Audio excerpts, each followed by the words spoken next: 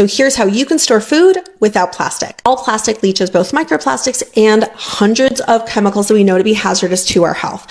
And it does it whether or not it's hot. There's actually lots of different ways that you can store your food without plastic. Like you're not going to be able to fit like 50 meal prepped dinners inside your freezer like I've seen in some of those TikToks, okay? That's not going to happen without using plastic. However, you can get a lot in a freezer, so you can invest in platinum silicone bags. Now they have gallon size ones. Stasher is really great. I've also seen generic platinum silicone bags on Amazon. There's also really great ones I've seen at Target and even Trader Joe's. Now, even though these might cost a little bit more upfront, you have to think about how much were you really spending on Ziploc bags if you were buying it every 2 weeks or every month. Like that does add up. These are totally dishwasher safe. They're going to last for a really long time, and you can even defrost in them as well. Also use quart size mason jars. If you are storing something wet in glass, you want to leave a bit of a gap at the top because anything wet is going to expand when it's frozen.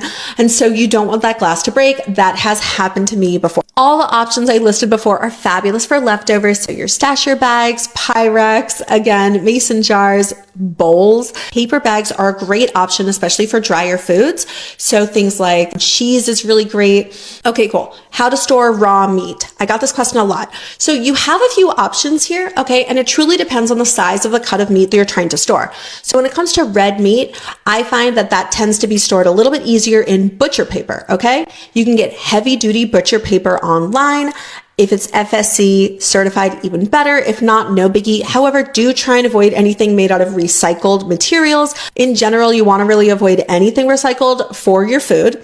Also, you want to avoid any kind of butcher paper or parchment paper that has a nonstick coating. So for chicken, fish, sausage, like other smaller cuts of meat, even things you might be marinating, find that those tend to store a little better in Pyrex, right? However, if you're trying to store a bigger amount, you can easily just use a casserole dish, like the ones that you might use on Thanksgiving.